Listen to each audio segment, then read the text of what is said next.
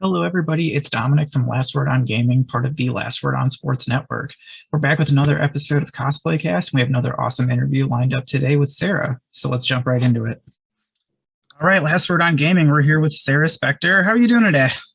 I'm good. How are you? Good, hanging in there. So, like I said in the intro, Sarah is back for the second time. She was part of our awesome Resident Evil article that came out around the time Welcome to Raccoon City did last year. So that article's in the description. Be sure to check that out before you watch the rest of this interview. But let's jump right into it. And before we get too far into the questions, super exciting news: Sarah is actually joining the writing team here at Last Word on Gaming. Very So, excited to get started. So be on the lookout for some awesome content from her. But speaking of gaming, let's just kind of jump into it. What were your beginnings, your introduction to gaming like? Yeah, so my first console was an N64, dating myself here a little, but I had two sisters growing up. I'm a middle child, so all of my gaming memories are playing games with them. I feel like everyone has a sibling or a neighbor or someone you associate it with. And my first game on there that I have like really strong memories with was Pokemon Snap. So I was very excited, obviously, for the Switch remake or the Switch version. But I remember staying home from school, like faking being sick so I could play Pokemon Snap and like get to the Mew and be able to see it. And that was like my entry to it. I started, collecting Pokemon cards. And then the first game I like tackled was Ocarina of Time that I like actually like really played seriously and like this is more than a game and something I really love and feels like an art form. I mean, I was a kid, but like I look at it like that now. So I was a Nintendo kid growing up, and that's kind of I love Nintendo ever since. But obviously, I've grown into other things too. I love PlayStation. I love Xbox. I'm not like console specific. I love any type of game, really. That's quite a game to first immerse yourself into. Yeah, yeah, it was really fun, and I think that through Pokemon and like meeting other kids who collected Pokemon cards, I when I was a kid, it wasn't as like common or popular as it is now. I feel like it's really accepted, and most kids have a console. Most kids are into the same things that I was into as a kid, like comic books, and I'm so happy it's more welcoming for Mhm. kids and a better environment for sure. It's funny you mentioned everybody had that like sibling or neighbors. So I'm the youngest cousin. So for me, it was my two cousins on the 64 and the PlayStation 1 that like got me hooked. And they used to pretend to plug a controller in and tell me I was on you're on that screen. And I would think I was beating my cousin in Mario Kart and I wasn't even playing.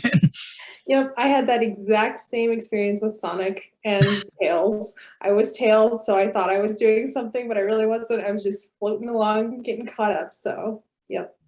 You think, yeah, everybody, anyone that's the youngest sibling or cousin, you had that moment growing up. Yep, for sure. So you went from, kind of the Nintendo side, the Pokemon and Zelda, as you kind of got older and your interests evolved, were there some other series or all-time favorite games that really hooked you? So I feel like this is actually a perfect segue to talk about cosplay too, because that kind of led to it. So my older sister and I, we played Kingdom Hearts and we played Final Fantasy, and that was kind of like an obsession of ours for a long Mhm. time. I'll never forget. I have such a great memory of when we beat Kingdom Hearts together, and we were so sad about the ending. God forbid we even understood the story of what was going on, but fun Disney characters, fun Final Fantasy characters, but just I have such happy memories playing that with her. But so when I was a teenager, we went to a Distant Worlds, I think it's called a Distant Worlds concert, and which is all Final Fantasy music. So it was like a thing we were doing together, something we were both really passionate about, and we thought, hey, why don't we dress up for this?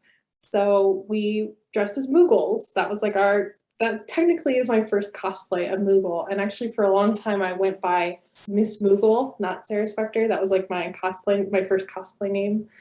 And we had like white dresses. We added fur to it. So that was my first like cosplay project, putting fur on it.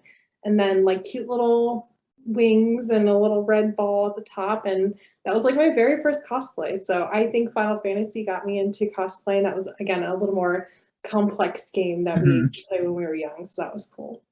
That's awesome. Those Kingdom Hearts bosses, they could be a challenge. Like I remember playing through them as a kid and like, these guys are giving me trouble. See, that's why it was so good to have an older sibling, because I'm the one with the rage, like the rage quit. So I would just hand the controller off to her. She'd beat it, and we'd move on. And Like I could keep playing the game, you know. There are times now, she lives in Philly and I live in Pittsburgh. And there are times now where I'm like, oh, I wish she was here to beat this boss for me, particularly Elden Ring, which I'm playing right now. I'm like, I wish I had help. I wish she could hop on a play, but she doesn't play Elden Ring, so How is that having that kind of that Elden Ring experience? Because I'll be honest, I wish I had more time to devote to gaming, so I kind of avoid like the Souls games because I know I also kind of have the rage, so I just know like this is not going to end well, and I'm just going to wind up never playing it again. How has that been for you so far? yeah, actually, that's a really great question because this is my first From Software game, and I think I'm level 140 right now. I'm at the end of the game, and I'm actually purposefully not progressing through the last boss because I really won't. I actually haven't looked up spoilers or anything, so I don't know if like I can go back and do stuff. So I'm trying to like be able to do more of the game like before I actually finish it, and like in case you can't go back and do stuff. So I was so nervous to try it. I thought this game is way out of. I have never played a From Software game before, and I rage quit, and I'm like not the type. I'm not the type who enjoys learning boss patterns. So I don't like having to do stuff over and over and over again. So I always thought these games are not for me. But honestly, the open world aspect of it and just kind of like pushing myself to take on small bosses and small dungeons first and like having fun with that and leveling up instead of because I know some of the other and I've tried, you know, Dark Souls and Bloodborne, and part of the struggle with that for me was that it's so linear. You can't explore more. You can't backtrack. You can't, well, I mean, you can to a certain degree, but you can't like go out and like level yourself up more and explore more before like taking on the next huge boss. So that was a totally new experience for me. And if you would have told me like a year ago that I would put this many hours into a From Software game, I would have never believed you. But yeah, I've loved it so much. And I jokingly, I put on Twitter that the whole reason I started this game is because I wanted a big hat. I saw somebody on Twitter with a really cool, I mean, I wanted to play the game, but I saw somebody with the Ronnie hat, and I was like, I want that hat. I want to find that hat. And I was like, I will put however many hours it takes into this game to get that cool hat. And I finally got my Ronnie hat. So it was worth it for that, if nothing else. Are you going to cosplay it? I want to so badly. Actually, that was another thing I was going to bring up later. On my dream cosplay list is Ronnie, Melania, who I haven't beaten yet. She's like the hardest boss in the game, and apparently it sounds like from any From Software game, from what I've heard. I've tried to play her. I've tried to get help online with beating her. Can't do it. Maybe someday I will. And I kind of feel bad at the idea of cosplaying a character that I haven't beaten. You know, like can I really do that? You know, I'm sure I could, but it like feels wrong for some reason. So hopefully I can beat her and then one day cosplay Melania because I love her whole look. That's awesome. That's respectable. So, so we kind of talked, your early, kind of your first cosplay experience. As you went further down the line, has your creative process, thought process, kind of changed how you tackle a costume? Yeah,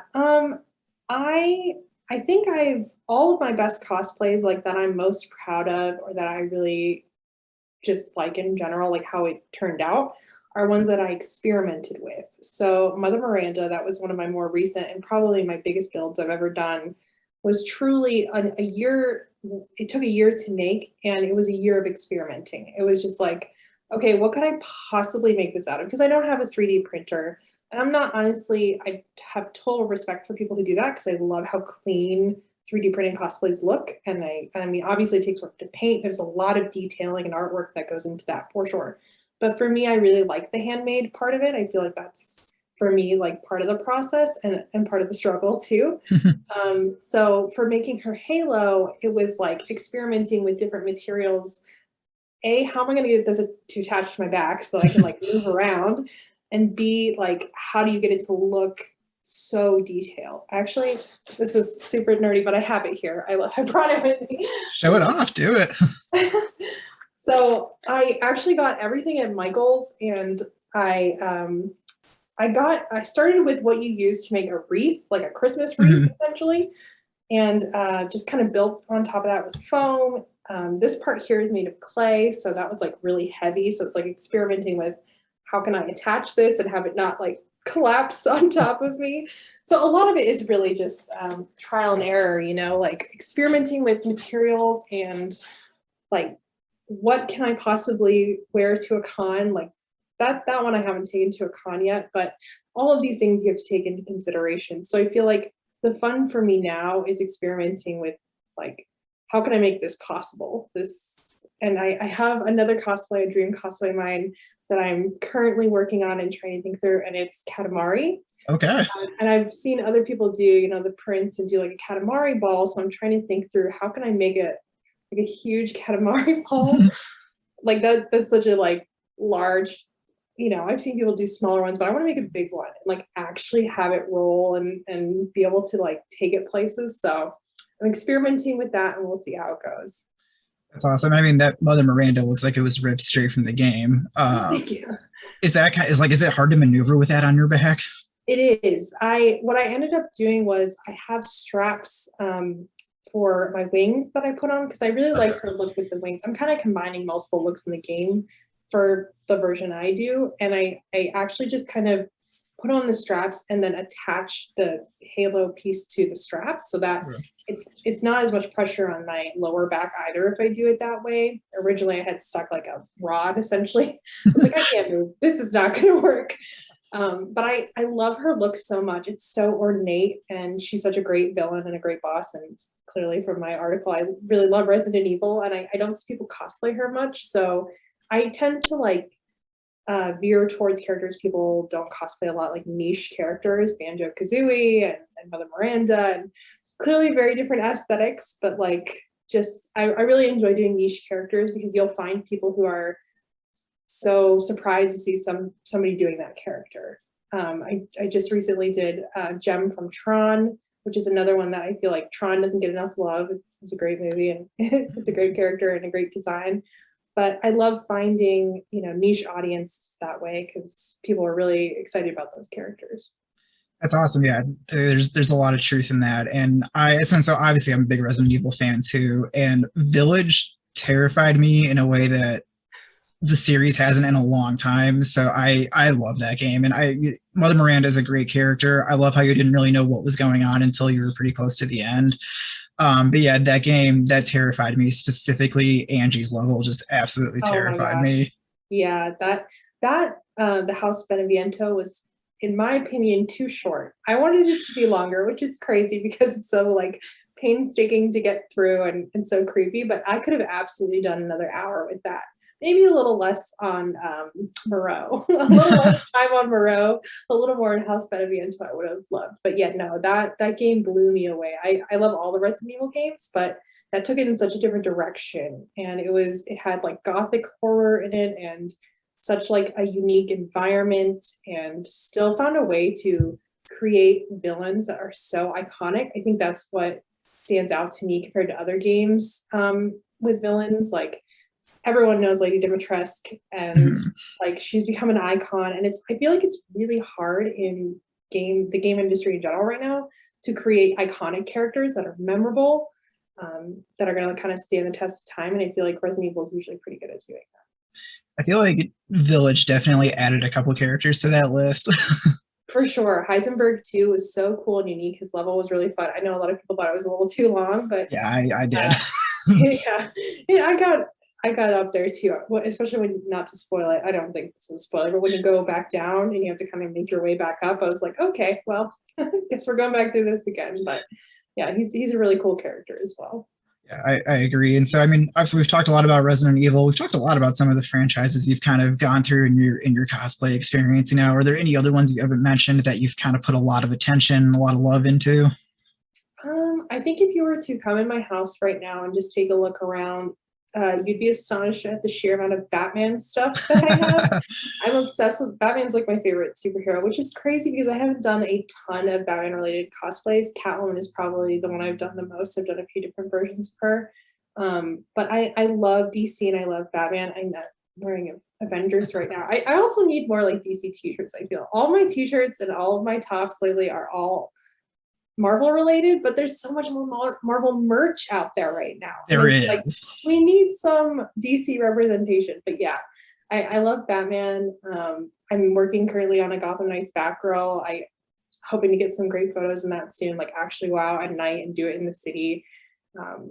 But yeah, I really love Batman, and that's definitely another, like, there's so many different villains in the Rogues Gallery to cosplay, and there's so many more I want to do. So yeah.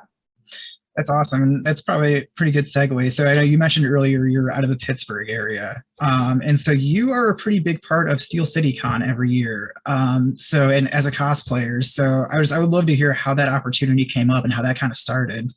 Yeah, you know, it's funny. I feel like all of the amazing opportunities I've had as a cosplayer, I have stumbled into. Uh, but this is the piece of advice I give to any, you know, younger cosplayers or people just getting started in cosplay or just like content creation in general.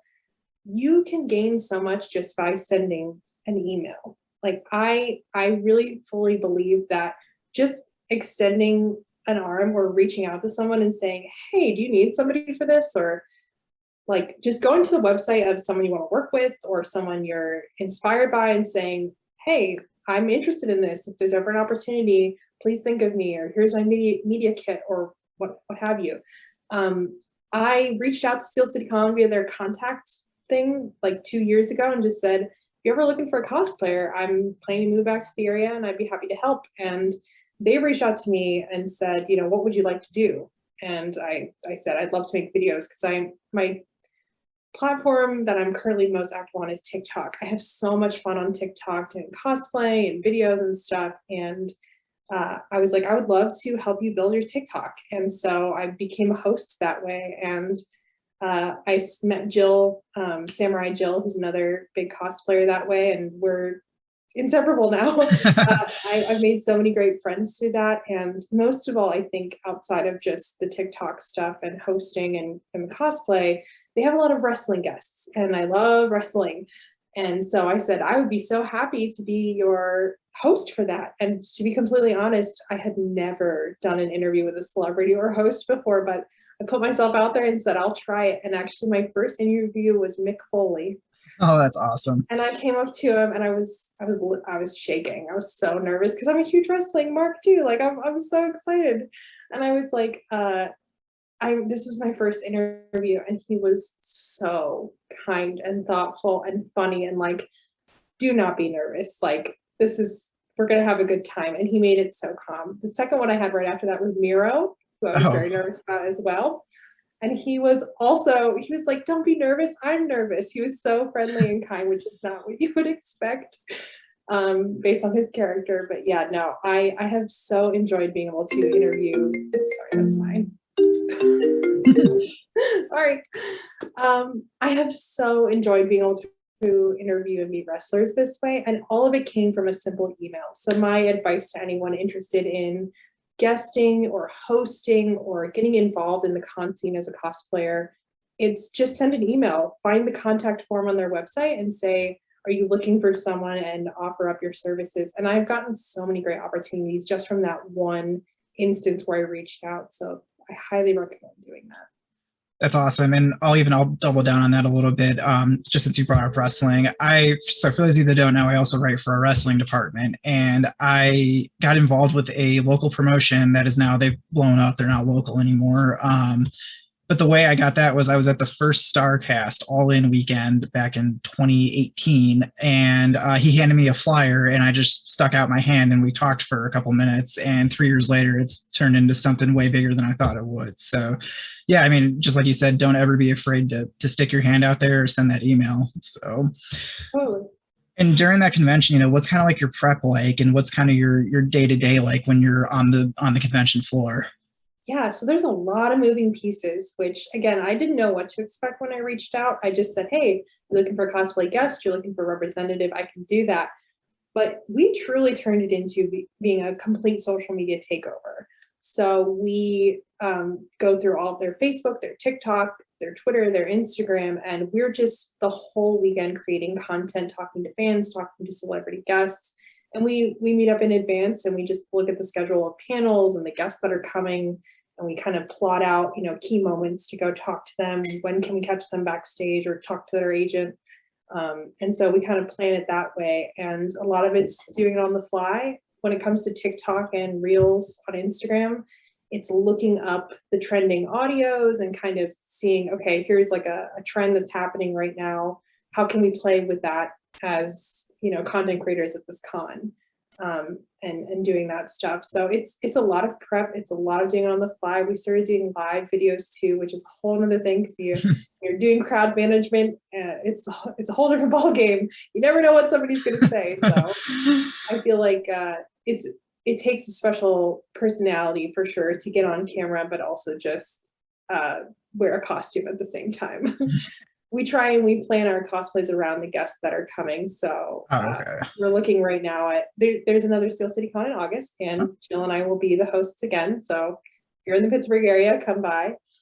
So we're looking at that right now and figuring out who we want to be, like who we want to cosplay as. And Alicia Silverstone is going to be there. So I'm thinking Batgirl, because I would love to do, she's very active on TikTok too. So I'd love to do some stuff with her there. So it's been so much fun, and it's something I never would have imagined I'd be able to do. But yep, just one email can make a huge difference. That's awesome. Yeah, that's great advice. And it seems like it's been an awesome experience for you. For sure. Yeah. And just, you know, before the pandemic, like how active I was at cons, we kind of had to take a break there for a bit.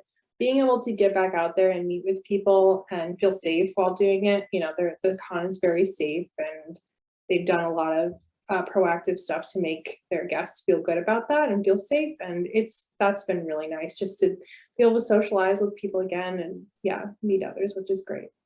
Yeah, kind of get back to the feeling of normalcy again, kind of how things were before 2020. For sure. So cool. And I know you kind of mentioned it a couple of times as we've been talking, but just, you know, your checklist, any dream cosplays that you haven't mentioned that you'd love to knock out one day? Yeah, like I said, Melania is my big one right now from Elden Ring. Aloy from Horizon is one I've wanted to do for a long time. I haven't beat the sequel yet either.